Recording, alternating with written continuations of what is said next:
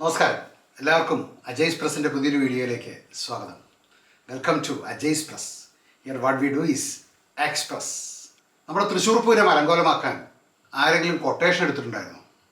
സംശയമുണ്ട്. പോലീസ് മഠത്തിൽ വരവ് തടയുന്നു. പൂരം പാതി വഴിക്ക് വെച്ച് നിർത്തുന്നു. വെളുപ്പിന് 3 മണിക്ക് തുടങ്ങേണ്ട വെടിക്കെട്ട് രാവിലെ 7 മണിക്ക് ആരംഭിക്കുന്നു. പോലീസ് സ്വരാജ് റൗണ്ട് അടച്ചു കെട്ടുന്നു. പൂരം കാണാൻ വരുന്ന ആരും പൂരം കാണരുത്. പോലീസ് പൂരപ്രേമികളെ ലാത്തി ചാർജ് ചെയ്യുന്നു. എന്തൊക്കെയാണ് ഇത്തവണ തൃശ്ശൂർ പൂരത്തിൽ സംഭവിച്ചത്? കുറച്ച് കാലങ്ങളായി തൃശ്ശൂർ പൂരത്തോട് നമ്മുടെ ഭരണവർഗത്തിന് എന്തോ ഒരു ഇഷ്ടക്കേടുണ്ടോ? അങ്ങനെ വേണം കരുതാൻ. പോലീസുമായുള്ള തർക്കത്തെ തുടർന്നാണ് പൂരം നിർത്തിവെച്ചത്. ജാതി മത ഭേദമന്യേ വർഗവർണ്ണ വ്യത്യാസമില്ലാതെ കേരളീയരുടെ ഏറ്റവും വലിയ ആഘോഷമാണ് പൂരം. എന്നിട്ടോ പകൽ വെളിച്ചത്തിൽ വെടിക്കെട്ട് നടത്തുന്നു. കേട്ടുകേൾവി പോലുമില്ലാത്ത കാര്യമാണ്. ഈ സർക്കാർ വിശ്വാസത്തിന് എതിരാണ്, അതും ഹൈന്ദവ വിശ്വാസത്തിന്. പോലീസിനെ നിയന്ത്രിക്കുന്നത് സർക്കാരാണ്. എന്നിട്ടും എന്തുകൊണ്ട് അധികാരികൾ ഇടപെടാൻ വൈകി? മന്ത്രി ശ്രീ കെ രാജനും ശ്രീമതി ആർ ബിന്ദുവും അവിടെ സ്ഥലത്ത് തന്നെ ഉണ്ടായിരുന്നു. എന്നിട്ടും എന്തുകൊണ്ട് പോലീസിനെ നിയന്ത്രിക്കാൻ അവർക്ക് സാധിച്ചില്ല? നിയന്ത്രണങ്ങൾ അനാവശ്യമാണ് എന്ന് പറഞ്ഞുകൊണ്ടാണ് തിരുവമ്പാടി ദേവസ്വം രംഗത്ത് വന്നത്. പൂരനഗരി പിന്നീട് സാക്ഷ്യം വഹിച്ചത് നേരത്തെ പറഞ്ഞതുപോലെ കേട്ടുകേൾവിയില്ലാത്ത, സമാനതകളില്ലാത്ത പ്രതിസന്ധികൾക്കാണ്. വിശ്വാസം അത് ആരുടെയാണെങ്കിലും മാനിക്കുക എന്നത് ഏതൊരു വ്യക്തിയുടെയും സമൂഹത്തിൻ്റെയും കടമയാണ്. കാരണം നമ്മളെല്ലാവരും നാഴികയ്ക്ക് 40 വട്ടം തന്നെ പറയാറുണ്ട് നമ്മുടേത് ഒരു ബഹുസ്വര സമൂഹമാണ് എന്ന്. ബഹുസ്വര സമൂഹത്തിൽ ഏറ്റവും ആവശ്യം വിശ്വാസങ്ങളെ മാനിക്കുകയും പരസ്പരം സ്നേഹിച്ചും കലഹിക്കാതെയും കഴിഞ്ഞുകൂടുക എന്നുള്ളതുമാണ്. ഇവിടെയോ ഈ സർക്കാർ നേരത്തെ ശബരിമലയുടെ കാര്യത്തിൽ സ്വീകരിച്ച നിലപാടുകളും നമുക്കറിയാം.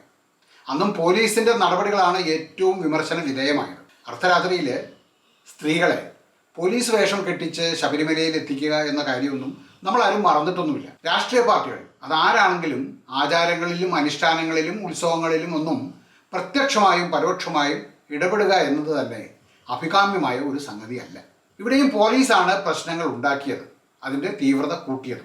നമുക്കറിയാം, പോലീസ് ആറ്റുകാല പൊങ്കാല സമയത്തും അതുപോലെ തന്നെ സാധാരണ ശബരിമല സീസണിലുമൊക്കെ ചെയ്യുന്ന വലിയ സേവനങ്ങൾ. പക്ഷേ തൃശ്ശൂർ പൂരത്തിനും ശബരിമലയ്ക്കുമൊക്കെ നേരെ ആരൊക്കെയോ വൈദ്യ നിര്യാതന ബുദ്ധിയോടെ എന്തൊക്കെയോ ചെയ്യുന്നു എന്ന് ആരെങ്കിലും ആരോപിച്ചാൽ അതിൽ കുറച്ച് വാസ്തവമൊക്കെ ഇല്ലേ?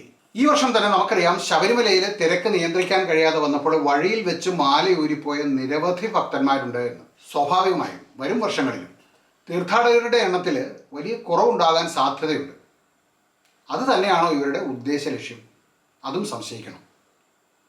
ഇന്ന് ഒരു ചാനലിൽ UDF-ലെ ശ്രീ CP ജോൺ അദ്ദേഹം പറയുന്നത് കേട്ടു, മന്ത്രി ശ്രീ കെ രാജനും ശ്രീമതി ആർ ബിന്ദുവും ഒക്കെ അദ്ദേഹത്തോടൊപ്പം ഉണ്ടായിരുന്നു എന്ന്.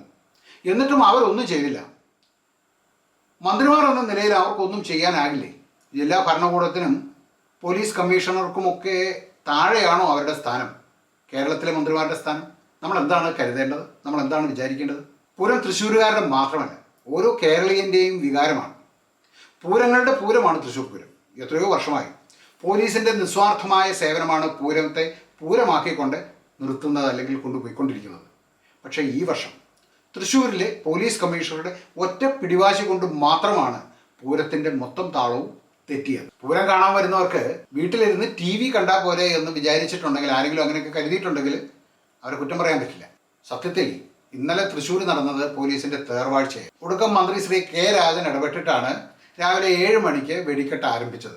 പകല് വെടിക്കെട്ട് നടത്തിയിട്ട് എന്ത് കാര്യമല്ലേ? നട്ടുച്ചയ്ക്ക് ടോർച്ച് തെളിക്കുന്നത് പോലെ എന്ന് ആരോ പറയുന്നത് കേട്ടു. ഭാഗ്യമോ നിർഭാഗ്യമോ ഇത്തവണ തൃശ്ശൂർ പൂരത്തിന് പോയില്ല. പൂരപ്രേമികൾ എന്നറിയപ്പെടുന്ന ഒരു വലിയ വിഭാഗം ജനത കേരളത്തിലുണ്ട്.